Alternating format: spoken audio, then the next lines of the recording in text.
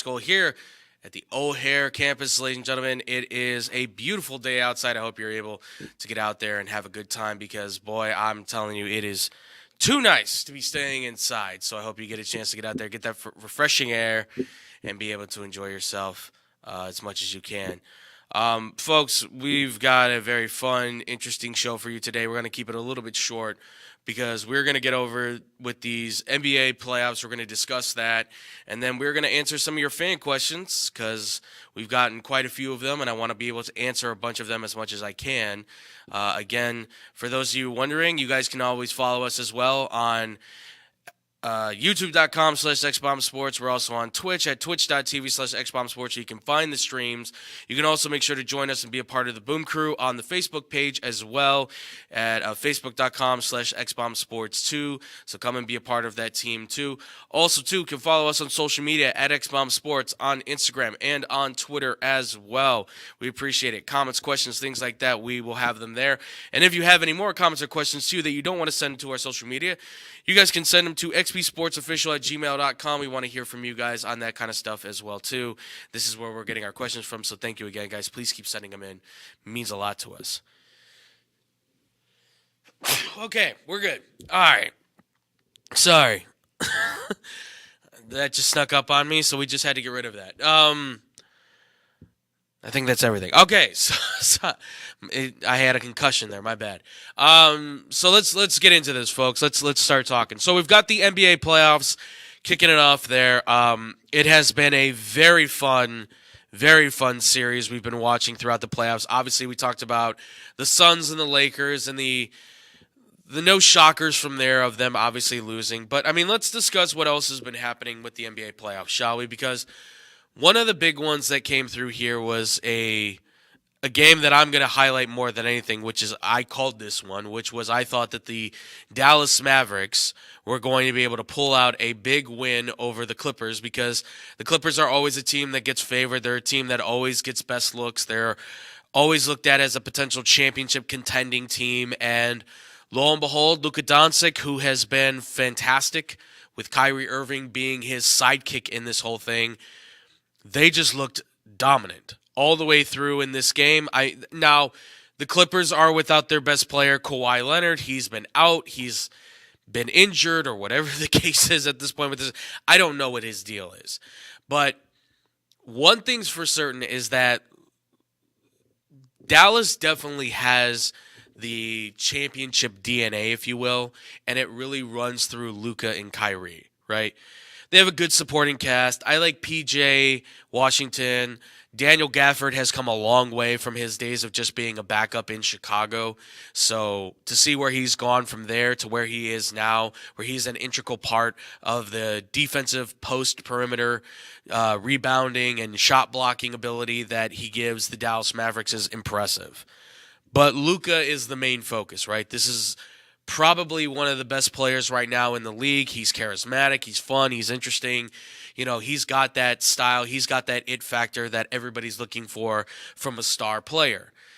And it didn't shock me one bit when the Mavericks beat them because it's like, yeah, of course they did. Dallas is a good team. They're not a great team, but they're a good team. They are maybe like one more player away.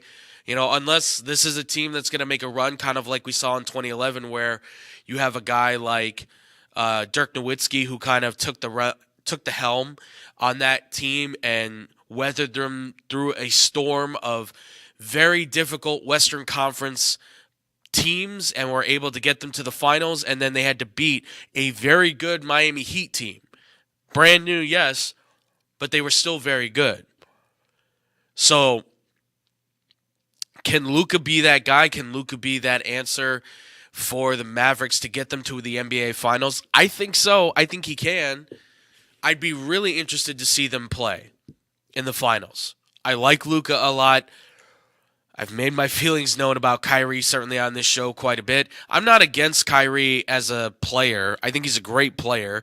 I think the person that he is, I think his personal stuff sometimes gets in the way of him being the player, right? I mean, when you become more of the story than your profession, that becomes a problem, right? I mean, in any case of life, right? When you become more of the story than your profession, that is a big problem. And for him, it's been the flat Earth comments. It's been all the tweeting out the whatever it was, the movie that was very anti-Islamic or anti-Semitic or whatever it was, something like all those things, right? All of those things that he's just been a part of. But he's a great player. It's a great player. So, I mean, at the same, as much, I don't like the person, but I can like the player. I differentiate the two as much as I can, even though I know they're one and the same. But I've been impressed with the Mavericks. It's the Clippers, though. They have a problem where I think they're relying so much on star power to carry them at this point, because Paul George is a good player, but he's not the best player in the world anymore. James Harden's good, but he disappears at times, and you need him to step up, especially in these moments. And when you don't have Kawhi out there, who's one of the best players in the league on both sides of the floor, yeah, that hurts you significantly. So, can you be truly shocked that the Clippers lost? No, because they've been doing this already. It's now going to come down to, okay, well, what do you do with Chris Paul or Paul George, and what do you do with Kawhi Leonard? Do you pay those guys? Because Paul George is going to have himself a big contract that's going to be coming up here soon, and that's going to mean huge dividends for whatever the Clippers do next, right? I mean, they've got the owner with the money right now. Steve Ballmer's worth $120 billion. God, that'd be nice.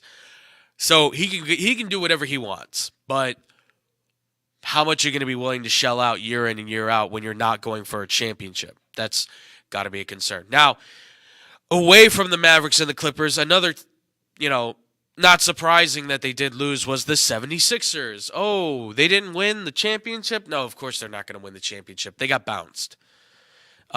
This New York Knicks team, absolutely outstanding. Jalen Brunson, the local man from Illinois, just outstanding player.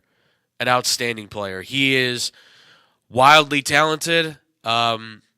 He has been the leader for this team through and through. What's impressive about this game, though, in Game 6, 80 points was scored between Jalen Brunson, Dante DiVincenzo, and Josh Hart, all of which are from Villanova University. So, knowing that they were all on this Knicks team, I knew they were out there, but every single one of them contributed big time. All 5 starters for the Knicks scored in double-digit points.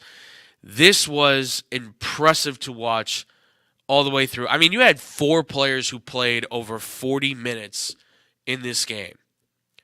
That's wild, right? Michael Robinson, who had 9 rebounds, he came off the bench. He's the only guy that played 18 minutes. He's the only other guy that was in double digits as far as minutes goes played, right?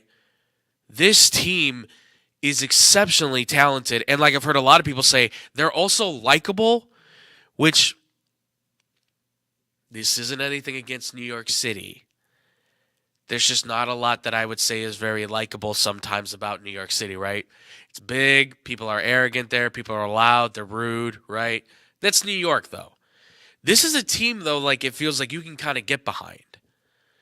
But the thing that's more interesting about this is that the Philadelphia 76ers, who have a reigning MVP player in Joel Embiid, once again failed to make the NBA Conference Finals, once again failed to make the NBA Finals, and now Joel Embiid now has to sit at home and watch once again as his team is left out of an opportunity to go to the championship, which is something that he's getting frustrated with, I have to assume. I don't know the guy, but you have to assume if you're one of the best players, you want to be playing in the best games.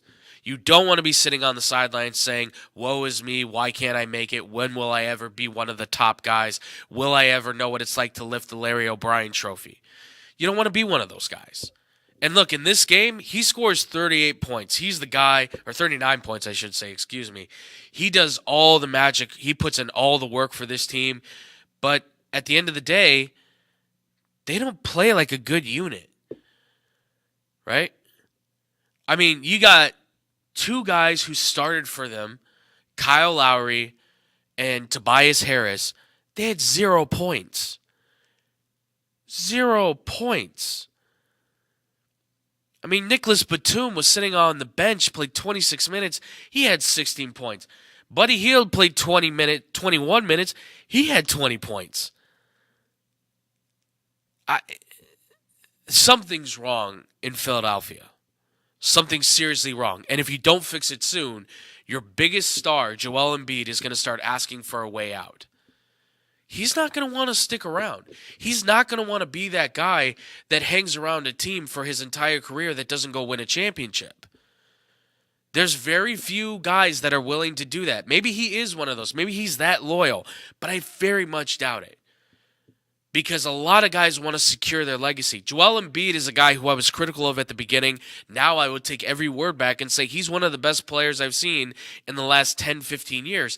But you're not going to get anywhere with him if you don't start winning titles. He's in year 10, right? He is 29, 30 years old now at this point.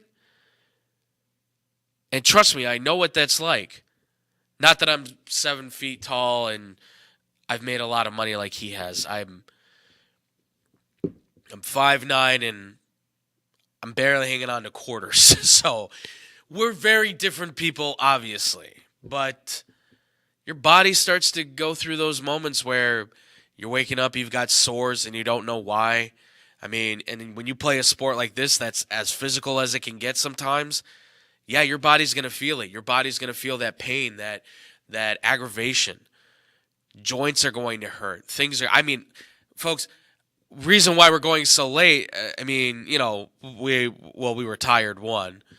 Two, I also had a doctor's appointment I had to go to as well, so luckily I remembered to do that, and I have to go back to him for the next 2 days. So, and he's been to the doctor more times than I probably have in my entire lifetime. Or maybe that evens out. I don't know. And that's just talking about his career. It's his back, it's his knee, it's his legs, it's his this, everything with this guy's hurting. So how much longer is he going to be willing to stick around in Philly? Who knows? But the 76ers need to do something quick because the Knicks right now look like a team that they could be on the rise, and they could be on the rise for a while. This is, by the way, without their second best player. That's how good the Knicks have looked so far. Imagine if Julian Randle can actually fit into this team and find a place. They might actually be pretty good. But aside from that, Let's get to the East real quick to talk about. Let's stay in the East, I should say, and talk about one more team because the Indiana Pacers, a team who all of us I thought looked at and said they're talented, but none of us believed they were going to be championship ready. Well, they just upset the Milwaukee Bucks big time. 120-98 final score. They win it in Game 6. They were a team. This is a fast, quick-moving unit that do not stop, right? This was a team that took on a Milwaukee Bucks team that, yes, did not have Giannis Antetokounmpo, but they did have Damian Lillard, who did have himself a great game, right? You did have Bobby Portis, who had 20 points. You also had Brook Lopez, who had 20 points. It's just the other stars didn't show up for the Bucks. That was the biggest thing. Giannis was hurt for most of this series, which gave the Pacers a lot of opportunities to sneak in there and grab some quick games. You had Chris Middleton, who didn't really deliver. Patrick Beverley has become a liability, not to mention all the other antics and stuff. I think he doesn't really even care about basketball, honestly, at this point. I think he's more concerned with being a celebrity, former athlete turned celebrity, than he is anything else. But Milwaukee, they just didn't look good at all.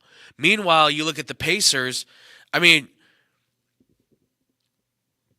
their entire unit played well together. They gelled. Every single starter was plus 10 and over. They were over plus 10, I should say, right? With Siakam having a plus 19. The guy had 19 points, 7 rebounds. He doesn't even need to have the 25 and 10 like he was in Toronto, right? He doesn't need to be Mr. Reliable. By the way, the leading scorers on this team came off the bench. It's TJ McConnell, who's just a three-point specialist point guard, right, or combo guard. And then you got Obi Toppin, who had 21 points leading the team. both of which were in plus. They had two guys that were in minuses, and that's just because they're just random players that just coming off the bench. Doug McDermott and Brown. That's it.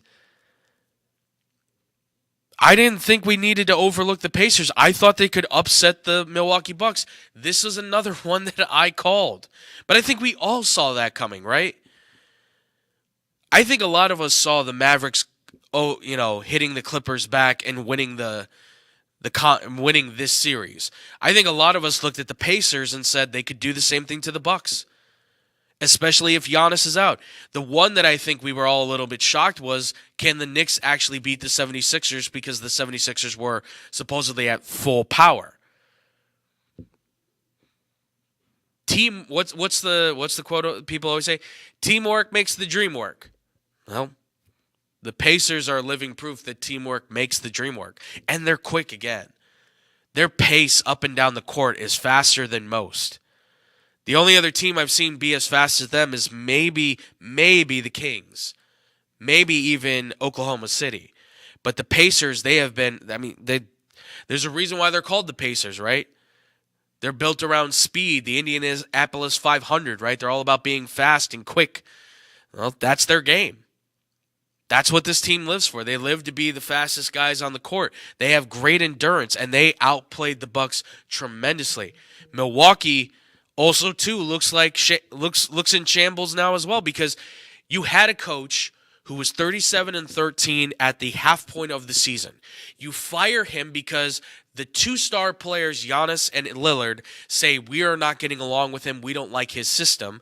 So you fire him and bring in Doc Rivers, who's a legend, who will go to the Hall of Fame. I fully believe that, but will also go down as one of those coaches that continuously left it on the table every time when a championship was there.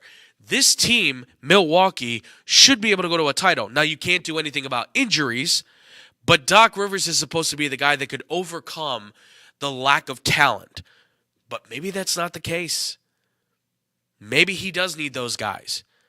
Or maybe what you really needed was Drew Holiday at the point, playing your perimeter, being your three-point shooter, instead of saying, well, let's just get rid of the defensive perimeter guy, and let's just take on a full-on three-point shooter in Damian Lillard, and that'll satisfy Giannis. Everybody will be happy. We'll score a lot of points. We'll be the best team in the East.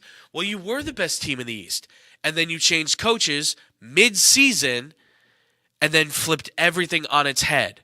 And now you're out of the playoffs. And you're going to sit there and everyone's going to wonder what went wrong. And they're going to blame Doc Rivers, and that's fine. You can blame Doc Rivers. I would go a little bit higher, maybe to management, maybe to ownership. Somebody overruled this thing and made this happen where Doc Rivers had to come in and be the coach. And it screwed up team chemistry, and it screwed up the whole situation. I'm not surprised by this, because the Pacers actually have a good team. They're actually a team. The Bucks felt like two stars and then just a bunch of guys. There's no team there, really. Right? I mean, there's no I in team, right? Though there is an ME, so I mean, I get that. But all right, away from this, let's talk real quick, because we already had a semi-conference final game already take place real quick. We had a tremendous game happening between the Minnesota Timberwolves and the Denver Nuggets, right? Minnesota clinching a big playoff series win beforehand. We knew they were going in here against the Denver Nuggets. This is the reigning champions. A lot of people believe that these are the two best teams in the West. This is a Nuggets team that is won the championship, obviously. They have the best player, a potential third-time MVP, and Nikola Jokic, right? Jamal Murray is playoff Murray, which means he's hitting every big shot you could find. But the Timberwolves are a team that is up and coming, and they are led by a talented young man in Anthony Edwards, who is just, for me, he's the alpha, if you will. By the way, we're not even going to get into the alpha culture stuff. I'm not doing that. But what I mean by alpha is that, all of these teams have like their top dog, their star player, right? And you look at the Timberwolves, and for a long time I was saying, I don't know who the star is on that team other than Karl Anthony Towns. Their big center, right? Then they got Rudy Gobert, and it's like, okay, it is Anthony Edwards and Karl Anthony Towns, and then Rudy Gobert is just a part of this. Well, Anthony Edwards is now starting to prove that he is one of the top dudes in this league. Like, I think we already saw this coming because of the things that he was doing for the last few years, but this playoff run that he's had, the way that he's led this team in a, dare I join everybody by saying, Michael Jordan-esque type of way, he definitely has that vibe, if you will, that feeling of being that type of player that is just going to transcend whatever whatever Minnesota is going to want to do, right?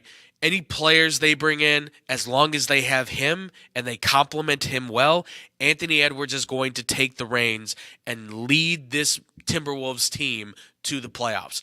Now, are they going to win a championship? I don't know, right? I mean, look, this first game against the Denver Nuggets, I think the Nuggets went in here and I think they thought it was possibly going to be a cakewalk because you have Jokic, who plays a good game, right? He gets 32, 8, and 9 as a player, which is good. That's really good. That's what Jokic does. Anthony Edwards, though, 43 points, 7 rebounds, 3 assists, a steal, 2 blocks. That's stuff that Kobe and Jordan and LeBron and, the best players in the world, that's what they do. They do everything they can to win. If I got to get 30, I'll get 30. If I got to get 40, I'll get 40. If I have to get 50, I'm going to get 50. And Anthony Edwards is a shooting guard, so guess what his main job is to do? Shoot. Score. Get points. Get buckets. He's incredible. He's absolutely incredible. I mean, in this game, McDaniels, who's another one of those guys that kind of just fits the system as a defensive player, he doesn't score any points. He had 7 shots, didn't hit anything, but he had 8 rebounds for the team, and all he did was just feed the ball to Anthony Edwards and the rest of the team. That's it. That's all he had to do. This is starting to prove just why Anthony Edwards is, as they say, him. I know I sounded old there. But he is. He is one of the top players in the league right now. It's hard to deny it. You can put him in the top 20, absolutely. I would even dare to put him in the top 10. Not top 5 yet necessarily, but if he gets to the conference finals with this Timberwolves team, I think you have to put him in that top 5 conversation. He just needs like one more extra component to give him backup, and he'll be fine. Kind of what we see with the Nuggets, right? The Nuggets have Jokic, a diamond who they found in Cole, dusted it off, polished it off, and they found out, oh, this is a valuable player that we got in the second round. They complement him with guys like Michael Porter Jr. and Jamal Murray, who are first-round picks. They both play really well. They take the outside shots, while Jokic is a guy who can do just about anything, except defense isn't really his MO. But that's where you get guys like Pope and Gordon who can play defense. They complement each other well. It's a good first series. It's surprising that the Timberwolves went into this as big as they did, and Anthony Edwards showed out. It goes to note. It goes to note that this team is so talented. They're extremely good at what they do. I'm impressed. I'm very impressed. I don't know if they're going to win this series. I don't think that's going to happen. I still think the Nuggets are a better team. They're the champions. They're the reigning champions. They have the veterans. They have the guys that I think can get it done. But the Timberwolves right now, they are a team that is on the rise, as they should be. They were one of, if not the best team in the West. And they should be noted as such.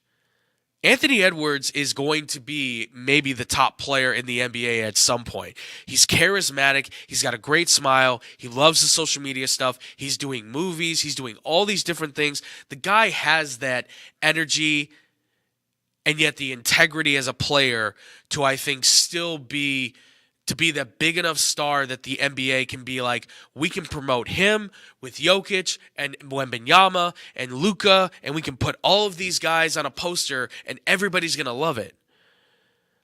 Like, the league is populated by a lot of European players, which European players are cool. I like them.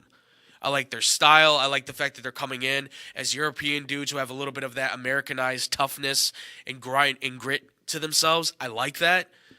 But this is the guy who I think a lot of American NBA fans are going to relate to, right?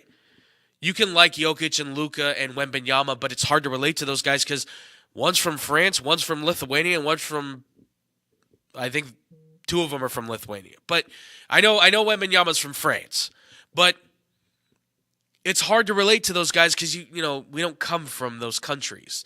They have different tendencies and ticks and clicks and all kinds. Anthony Edwards is like one of us, right? He's like one of us. He grew up here in the States. He went to Georgia. He went to college. Obviously he's not like us because then he went pro and played a professional sport and has made millions of dollars. But he is a guy who will ultimately shine above all others, I think, as the top American player to take over the NBA as the face, right? Or one of the faces, we should say. Because this is a moment where I think we can say there's plenty of faces out there. We just talked about Jalen Brunson, who I think is a rising star in this league by far. If not, he's already a star, right? I mean, Kawhi and Paul George, still pretty good stars out there as well. It's just the more charismatic and the more willing you have to be in movies and be in social media and talk to people, the more they're going to put you on stuff, the more they're going to front you. Unless you're 7'4", like Wembanyama, and you just look freakish in the best ways possible, right? He looks like he's from not this planet, okay? Because he's so good and he's so talented, and he will likely lead the Spurs to greatness at some point. I'm only assuming. But this is going to be I'm interested to see how this series plays out. Minnesota is not a young team, but they're the up-and-coming team that's finally making noise. The Nuggets are the team that are trying to defend their crown. They're trying to keep themselves in position where they're like, okay, the Golden State Warriors had their run. It's our time now. I'm going to keep watching. I got to be honest. I know we haven't talked about every playoff series and the ones that are coming up. I'm really excited to see how these next few playoff series happen. By the way, we're getting Hicks versus Knicks, folks. Pacers versus Knicks are a classic battle. That's a classic battle between two rivaling basketball teams from the 90s that's coming back, and I'm excited to see that. I can't wait. I'm really intrigued to see how this whole NBA... I'm really having fun with these NBA playoffs.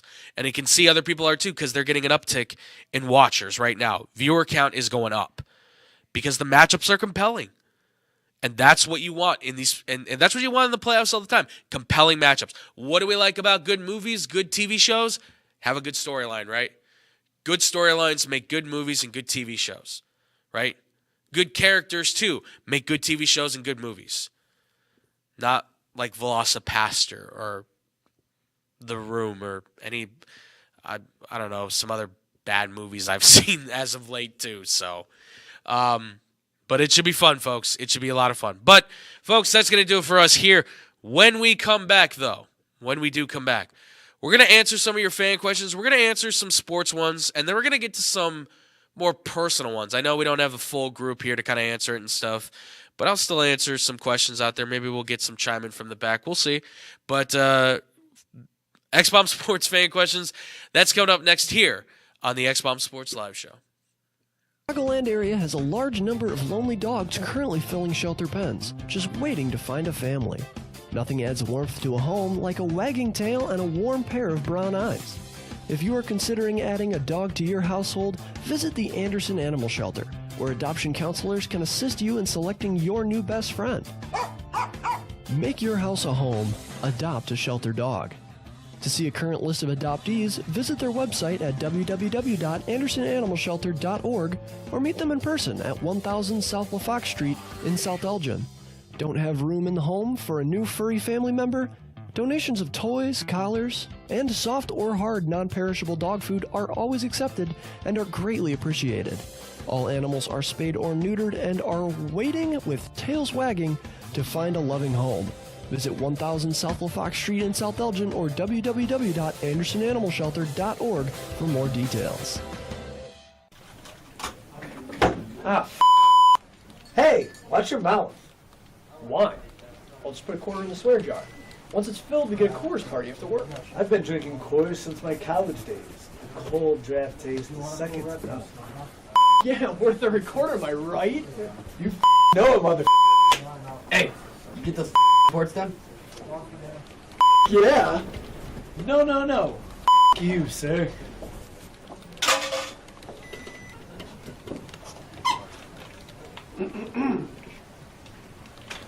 Attention, employees. The staff meeting, scheduled for this evening, will now be held tomorrow early as That is all.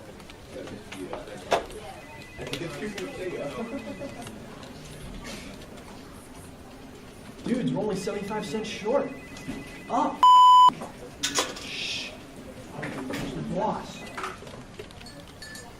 Hey, sir. Go yourself. You're fired.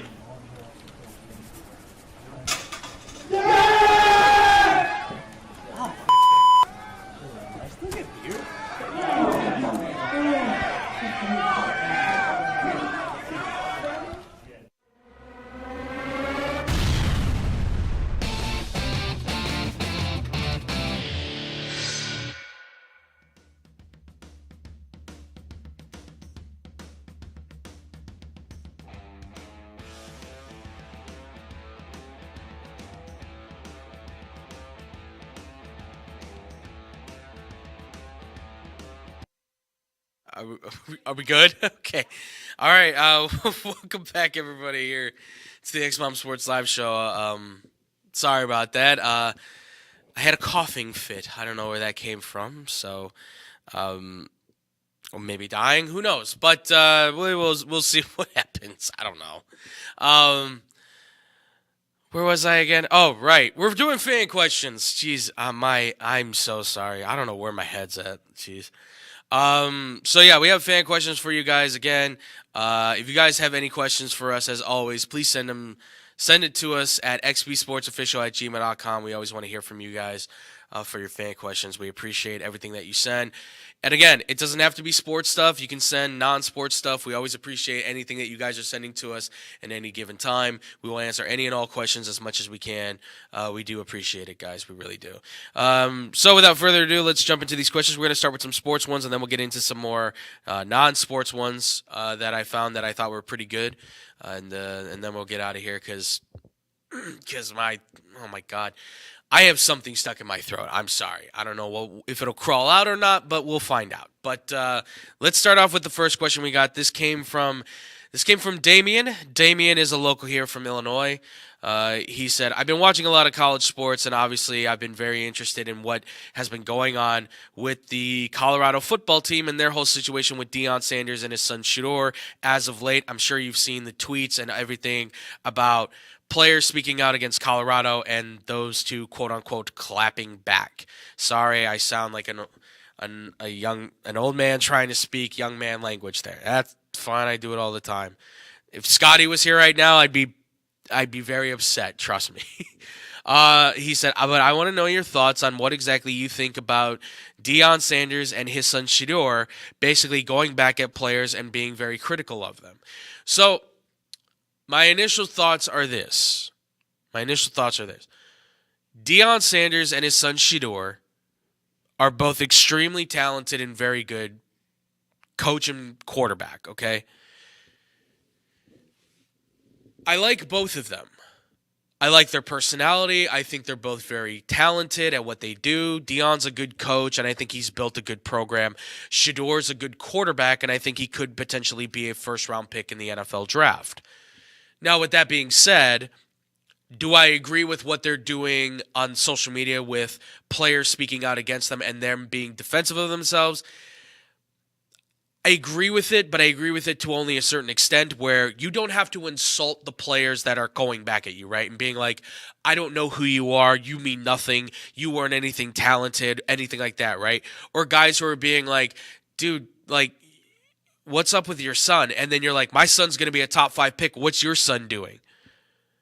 Like, that's something that Dion said about to a random stranger, mind you, on the internet, on Twitter, that was talking about his son Shador. Now, that's his father, the father side of him, I know, coming out and defending his son, right? But people are going to look at that and say, how arrogant of you to say that your son's already going to be a top 5 pick. Now, he could be, but that's a little bit too, you're assuming a lot on that for sure. And I just don't think you have to go about it this way because, yes, you're doing it for the entertainment's sake, and I'm sure there's a lot of younger people who are looking at this. I hate saying younger people, but, like, yes, there are people that are younger than I am that are probably looking at this saying, oh, how funny, how entertaining, this is entertainment. And that's the thing, this is entertainment. Sports is no different than people who make movies and people who, are celebrities in their own other ways, right? They're basically the same thing, except their job is way more physically tackling. Right? In that celebrity status. That's all that it is. It's just more physicality, more chances to get hurt, right? That's all it is. But there's still we're in the entertainment business right now doing what we're doing. But so many people, I think, are going to look at this and they're going to be super critical of Dion and Shador, and they have every right to be to have that opinion about them if they want to. If you don't like what those guys are doing, fine, you can say so. It's okay. Shador and Deion Sanders are not the end-all, be-all of the final say-so about what Colorado football is. These guys have just come in. They've replenished the program. They've made a lot of money. They've had a lot of success. They won 3 more games than they did the previous year before. That's called progress. But people immediately thought when they got there, oh, they're going to win the national championship. Oh, they're going to make the college football playoff. Oh, they're going to win the conference. You can't assume that. They're brand new. And Dion has really set the precedence of saying, I'm in control of this thing. This is my program, and I'm going to dictate it, and I'm going to have the people in it that I want to be a part of it. And if you don't like it, you can leave. And that's fine if that's the way you want to go about it. But when you're telling everybody, you might as well enter the transportal now, because I'm bringing in my own luggage. My luggage is Louis Vuitton. Gucci. When you make that kind of a statement, and they know who you're talking about your son Shiloh, Shadir, and then your player, but like an adopted son almost to you, Travis Hunter. Which is where I feel like there's a level of nepotism that's coming from this, where he is so concerned about his son Shadir and Travis Hunter, and it's really those two, because Shiloh doesn't even seem to get the love anymore, it seems like those two do, because they're going to be first-round picks. Shiloh's going to be some 3rd, 4th, 5th-round draft pick, so he doesn't really care. He'll get drafted, but probably not as high as Dion wants him to. He's talented. He's just not going to be another first-round draft pick. And I think he's not stupid to that. I think he knows he's not going to be that good of a player. But Dion is obsessed with his son Shadir being successful. He's coached him since high school. He's coached him now in college. I'm not saying he's going to coach him in the pros, but at the same time, you got to be able to relinquish a little bit of that control and be able to give something back and say, oh, but I also care about the rest of the players, because it feels like here's your sons and Travis Hunter on this side, and here's everybody else. 3 players, 3 names, compared to the other 78, 77 guys you have on a roster, or 82 guys you have on a roster. You're alienating how many different dudes? Think about how that looks. Think about how people are going to react to that. Think about what kind of message that sends to players that are coming in, right? I mean, if any of us were to, regular people, right? If any of us were to go to a school where we knew that the professor that's there is going to bring in his own kids, or people that he certainly has favoritism towards, and you want to go learn at that school, or you want to go learn at that program, do you really think you're going to learn a lot from there if you're not going to get the attention that you think that you need? Not that you need it maybe necessarily, but I think for most of us, like this school here, Illinois Media School, I will say, I went to a traditional school. I know, Antonio, you went to a traditional school. A lot of people have come here, have gone to the traditional 4-year university. Now, whether you graduated from there or didn't, I think most of us were looking and saying we want something different, right? Tired of the classroom setting. Tired of the time-old honored, study in the book and then get your work done, right? We came here because we wanted a different experience, because you want to feel like maybe what you're doing matters, what you're doing is different. That's what these kids are looking for. They're looking for that right opportunity. Cormani McLean, who's a 5-star kid, is like, I just want to go somewhere where I feel loved and I feel like there's a want for me. Because he didn't feel wanted at Colorado. That's not necessarily his fault, his problem, right? He was considered to be a problem with coaches. He was considered to be a problem with the locker room, and that might be the case. But it's a he said, they said kind of thing. You have to take everything there with a grain of salt. But if he doesn't feel like there was any real compassion shown towards him, that he wasn't feeling loved, well, if he leaves, what's the problem? Deion's the one that made the claim, like, what are we losing? We're not losing talent. I mean, you lost 2 5-star recruits. Those are pretty talented guys, right? Maybe it's just me. I don't know. I find it hard to believe that Deion can look at this and just say, okay, this is fine. Right? It's what's that meme? The meme with the dog that's in like the burning. It's like a burning room, right? He's sitting in a burning room and he's got like the little hat on and it just zooms in on his face and he's like, "This is fine." Like that's what I feel like is going on here. He's the dog in the burning house, and he's like, "This is fine." Or what was the other one I heard? Somebody told me it's like the captain of the Titanic still sitting at the helm, going, "I can still steer it against this iceberg, even though the boat's already in half and sinking." Like, I'm sorry, you're losing me. You're taking on water, and you're not realizing that. People are losing confidence in the program at Colorado. It doesn't mean they can't be successful. It just means that you may not get the recruits that you're looking for. You've got one kid right now that's a 5-star recruit on your list right now, Jordan Seaton, that's going to be there next year. He's a great offensive lineman. But what happens if he feels the same way, even though he may start or not? What happens if he feels the same way? He may up and leave at the end of the year. Because where's the vote of confidence in this program? It's food for thought. My ultimate thoughts are, I think Deion and Shedeur, both, they have that celebrity, they have that popularity that really attracts people to being around them, that it really attracts people to being about them and all that kind of stuff. And for them, they feel like they can say whatever they want. And they certainly can. But I've lived by this for a while, since being on social media, since I've become old enough to actually contemplate this kind of stuff. It's a acronym called RAYOR. RAYOR. Respond at your own risk. Social media can be a very disgusting, ugly, downright dirty place. You can try and make it positive, and then you'll see a bunch of messages and comments that can just be the grossest things in the world, right? But when you see something that makes you disgusted and makes you feel riled up or anything, and you want to respond to that, make sure you think about this is what we say on the show all the time. Think before you speak, before you tweet, before you post, right? Whatever it is you do. Think about what you're going to put before you do it. Because when you just react, that's the end of you. That's when you say stupid things, and guess what? That's when you lose your job. I talked about that last week. You have to be image conscious about everything that you do. Say, do, whatever it is. Think. Use your brain. All right. Thank you again, Damien, for the question. Next question we've got. This came from Julian. Not Julius. Julian. Julian asked us a question about MLB umpires. I'm just going to answer this one really quick because, quite frankly, he's like, I just want to know, is there any way to fix the problem that we have right now in the MLB with the umpires that have been going on? It's been such a big problem. It's been such a big issue. Do you think that there's any way to potentially fix the situation that's going on with Major League Baseball? Honestly, no, I don't think so.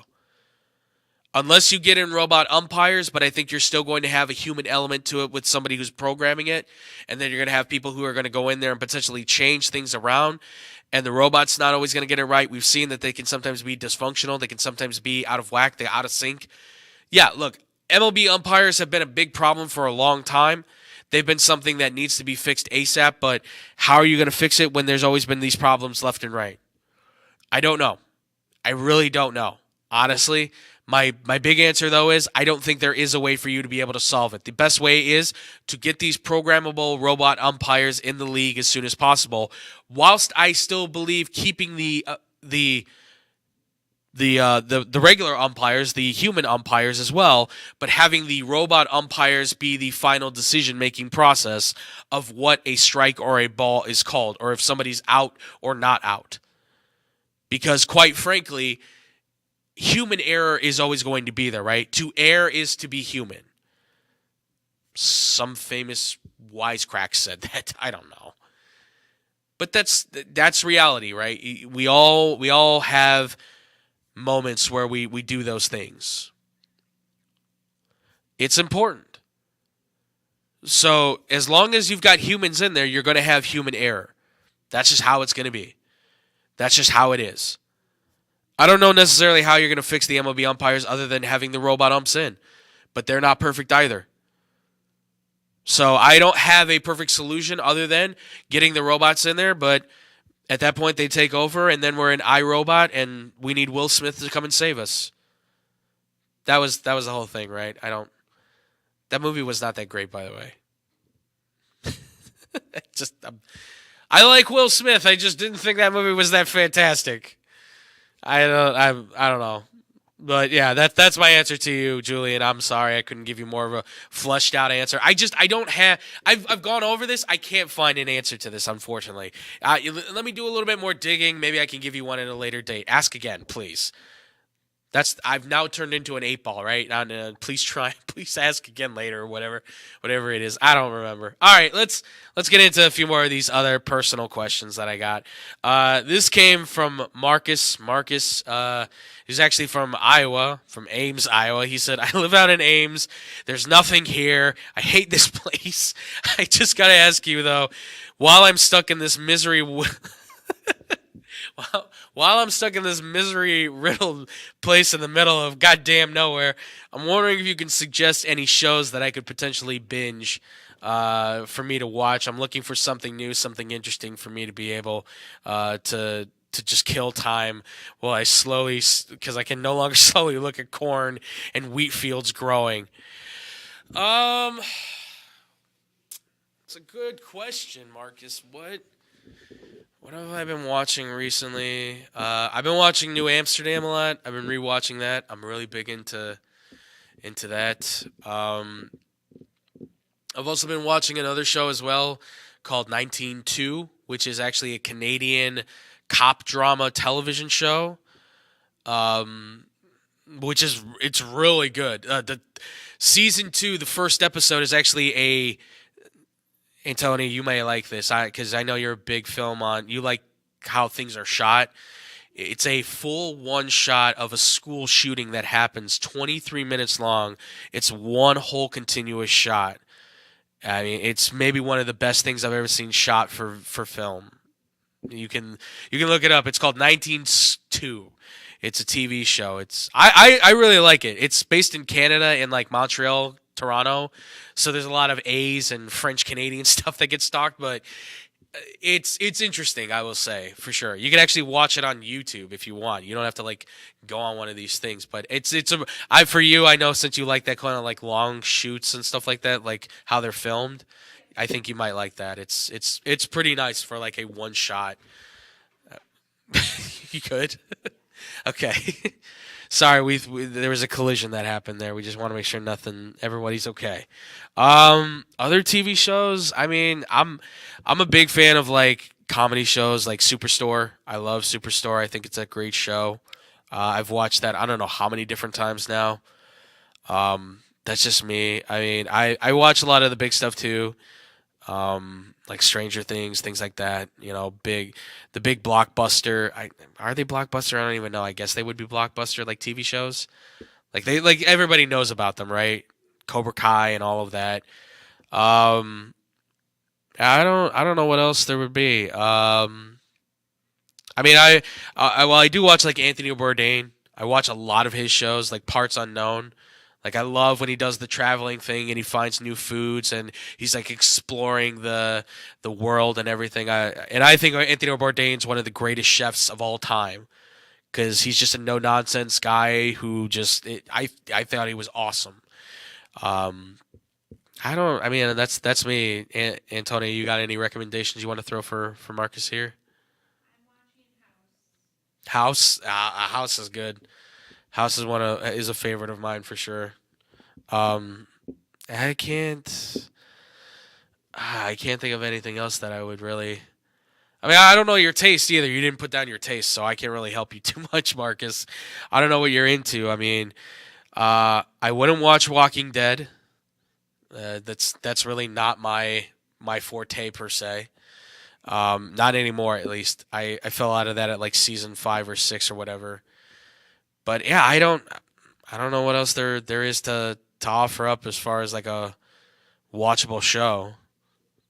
So I don't know. I watch a lot of old shows though too. I've gone back and watched a lot of like old sitcoms and things like that because that's kind of what I listen.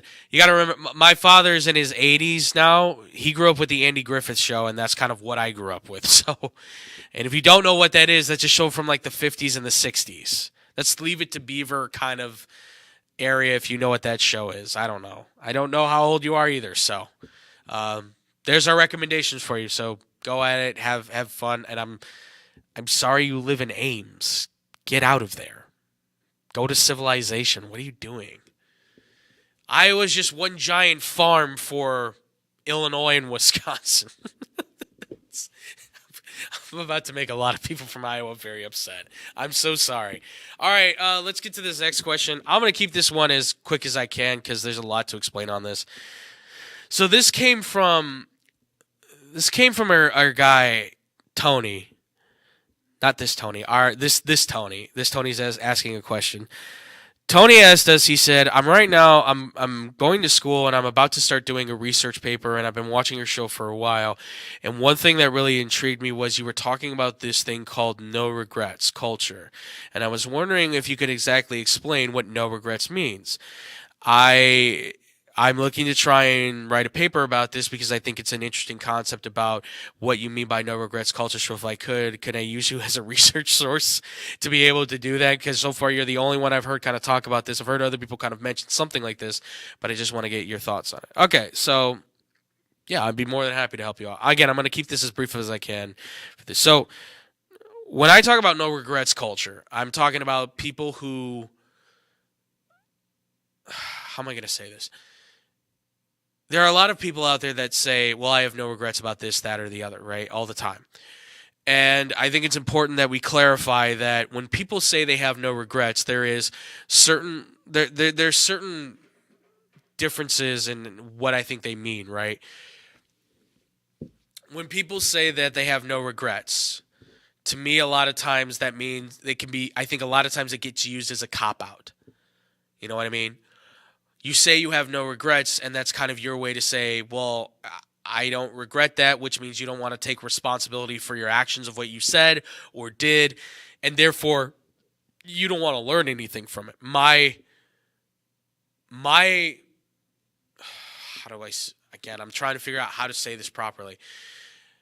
One of the things I carry for myself in life is that I think it is important that we all recognize that I think we all have regrets in life, right? You went to the wrong school. You stole something. You cheated on this. You dated this person. You cheated on this person. You did all these different things, right? You have these major regrets in your life. And it's not about saying I have no regrets. I think you should have those regrets. It's then about saying, okay, what did I learn from those regrets? I think that's what's important. It's not about, I have no regrets about because we all love, I think, where we're at in life. Maybe you don't. Maybe you want to advance in life, and that's fine too, right? If you say, I have no regrets about being where I'm at here today, That's fine. I've got no problem with that. It's when people do some stupid things and then they go, I have no regrets though, right? Like, do I regret getting kicked out of my first school? Yeah, I do. Because it tanked my GPA and it definitely put me in a bad standing still when I got into my community college and I had to kind of revamp myself. I hated myself for that. I will be completely honest. I did not like who I was at that point. I didn't know who I was at that point, and it was bad. It was very bad, and I regret that. But what I learned about that from that moment is that I can't go back to being that person. I have to make sure that the decisions that I make are the ones that are going to positively impact me for the better, right? The people I hang out with, the people I do business with, the places I go, the places I live, the cars I drive, the things that I choose to do as hobbies, all that kind of stuff. And that's why, like, I'm always trying to, for the longest time, I will tell you, I was somebody who was never trying to connect with people. And I severely regret that for the longest time. Now, I try to get to know as many people as I can because I want to have a good collection of individuals around me at any given time that can be better for me because you never know. You might find a business partner. You might find another great friend. I found one of my best friends on this show, Tom, as you all know. I'm the godson to his firstborn. I was there the day that they found out they were pregnant with him. I was his best man at his wedding. I didn't think any of that was going to happen when I met this dude. I thought we were just, honest to God, I thought we were just going to do 15 shows of this on this TV show back at the old place, and that was going to be it. And people have continued to come to the show over and over that have helped me out, and I'm so grateful for that. I can't tell you how grateful I am for that. But I never thought that was going to happen. So I regret not being able to be more like that. I regret also not being more likable. I was a pain in the ass when I was a lot younger. Trust me, I was not a very likable person. But you never know. You never know. And I think that's the important thing is that have regrets in your life. Do have regrets. But have those regrets in order to have them be a learning experience. Right? To say to yourself, okay, I did this and I messed up. I regret that. But now what did you learn from that? That job didn't work out for you. Okay, well, what did you learn about why that job didn't? You regret that? Yeah, I do. What do you regret about that job not working? Well, the boss was a jerk. And I wasn't enjoying myself there. Okay, well then you have to make sure to go to a job where you enjoy yourself. Now, I know that's not always an option for people. Obviously, that's one of the many things I'm talking about here. But at some point in your life, you want to keep that as something that you remember so that after you have worked all these jobs that you may not like, when you find the job that eventually you do like with the boss that you do enjoy talking to and knowing and all that stuff, now you can be able to say, okay, now I can take this thing that I've learned and now I can put it into perspective and make it happen. That's what I mean by no regrets culture. It's not about I regret nothing about being to where I'm at today. No. It's about people who are using it as a cop-out to try and take away responsibility from themselves because they don't think that it doesn't count, right? I'll tell you this right now. I have a friend who just broke up with a longtime girlfriend, and he's like, I don't regret it. I'm like, you don't? Because you guys seemed happy together. I'm like, but you guys just broke up out of the blue. And he's like, yeah, but I don't regret it. Which in reality really was, they had all kinds of issues. And to me, that's just him not acknowledging, like, okay, but you did have issues. Like, that's what that says to me. Again, this is just my theory. This is just the way I've seen life.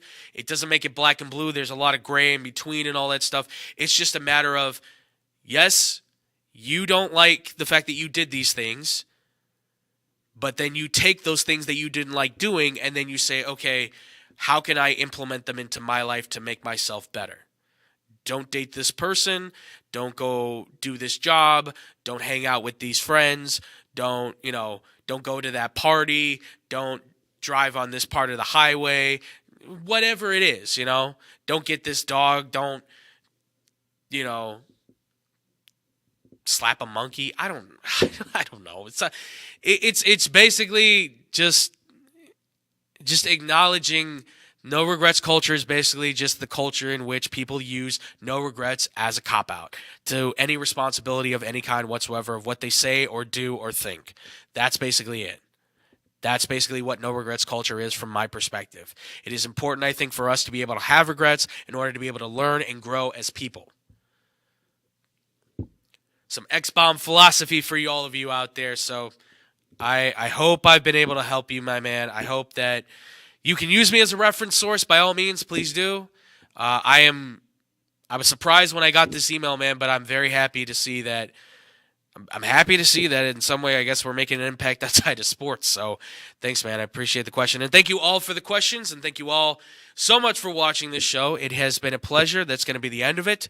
I really appreciate you guys obviously being the great fans that you are and having these wonderful questions. We've got more questions here, some very goofy ones, some very interesting ones, some more kind of like this no regrets one that are more on the deeper side that we can probably get to. But yeah, we can definitely, and I would say this too, we will probably, I know I've talked a lot about it, the Aftershock podcast. I want to get that up at some point where it's myself and the rest of the crew that have usually been here. We can all just sit around and kind of talk about this stuff and have those kind of discussions, because I think it's important that, you know, I may talk sports here, but I think, you know, all of us have a collective mindset outside of sports that we certainly would like to talk about. So I want to be able to give that to us on a free standing basis. No, we can swear, say whatever we want, that kind of stuff.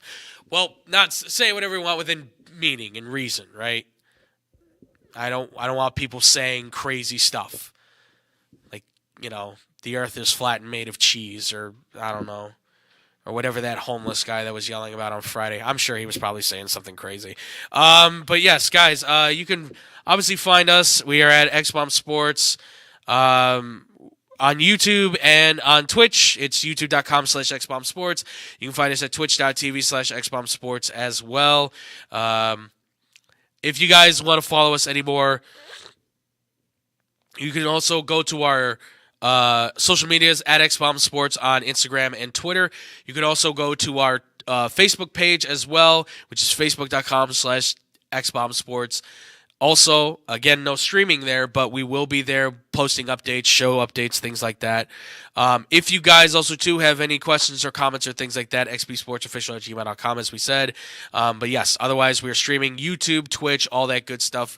Folks, we want you guys to be able to catch us at any point in time as you can. No, you're good. You're good. Put it up there because I want to be able to let people know. If you want to check us out as well anymore, we've got Tony Smallzik's Big J. They're a wonderful, wonderful streaming show that I help produce for them. They're almost done playing Madison, folks, and if you want to check out the last few episodes, they have been so much fun. We just had our boy Tyler Buterball. He's been on the latest episode with our man Big J. So, and also, of course, Tony Smalls was there as well. They had a lot of fun. They had a lot of they're having a lot of fun getting scared there. We still have to figure out what the next game is we're going to be playing, but I have some thoughts of some scary games that they can play. I just don't know if they're going to scare. I don't know if they're going to scare you particularly. We're going to have to figure that out. But I think we found a winner with this one though, because again, folks, go back 2 episodes now. I have never heard her scream in her life, and because of that, she scared me. So it's definitely it's been a fun playthrough, guys. Definitely keep watching with us because we're getting down to the end of it. So be prepared, and also you guys be prepared for more scares as well because we're gonna have a lot more of that. Again, that's on Fridays. 10 o'clock is usually the shoot time we're going for as well. Also, too, we don't have the lower third for them, but Bad Karma Wrestling on Fridays as well. 11:30, 12 o'clock is when we're shooting for the Bad Karma boys, talking about everything in the wrestling world. They're going to have Backlash to talk about, all that good stuff. WWE, AEW, they talk about it all, even the independent wrestling scene, so be sure to check them out, guys. Again, that's Friday, 11:30 p.m. Central Time as well. And if you guys want to listen to any more of our stuff, again, it's X-Bomb Sports here. You want to check out myself, anyways, you can see me at The Fuffy Guru on Twitter or Boom Crew Captain on Instagram as well. You can follow me there where I've mostly been just posting like food. I've been like on a cooking craze lately, mostly because I'm just helping out at home and stuff with cooking and everything. But I've just been posting a lot of food lately, so if you get hungry, it's not my fault. I can't help myself. I'm a cooking fiend. Blame my mother. She's the one that taught me, and all my aunts as well, because they're like, you can't go hungry, and it's like I don't think that's a problem. Not in our family. We cook for 30, so I think we're okay. Also, too, let us know if you want us to do a cooking show, because I know a lot of you guys were sending in food recipes for the longest time. I have like 50 recipes saved on an email file somewhere. So, other than that, guys, please, too, if you can, still donate to the American Cancer Society as well. I have been actually reached out by them. They have actually said thank you for helping with the donations. You are very welcome. We appreciate. I appreciate everything that they have done for helping us with my mother. They just basically sent out a letter, basically saying, we're so sorry about what's happening with your mother, but we're glad to hear that she's doing okay. She's actually doing great. She's actually at her last chemotherapy session right now, so I'm very excited to be able to go and be with her and pick her up and be able to hang out with her. So it's very exciting. I'm very, very happy. And I thank you all so much for the well wishes, for the love, support, for everything that you guys have been able to do for me as a fan base. You guys have been awesome. You guys have been amazing. It means a lot to me, as it always has. I'm not going to cry. I promise I'm not going to cry. But it has been great, so thank you guys so much. And I think that's going to cover everything. And with that, ladies and gentlemen, we're going to get out of here. Again, thank you all so much for listening. Thank you all so much for watching. We will see you guys next week for another fantastic show. And as always, much love. Peace out, Boom Crew. The Chicagoland area has a large number of lonely dogs currently filling shelter pens, just waiting to find a family. Nothing adds warmth to a home like a wagging tail and a warm pair of brown eyes. If you are considering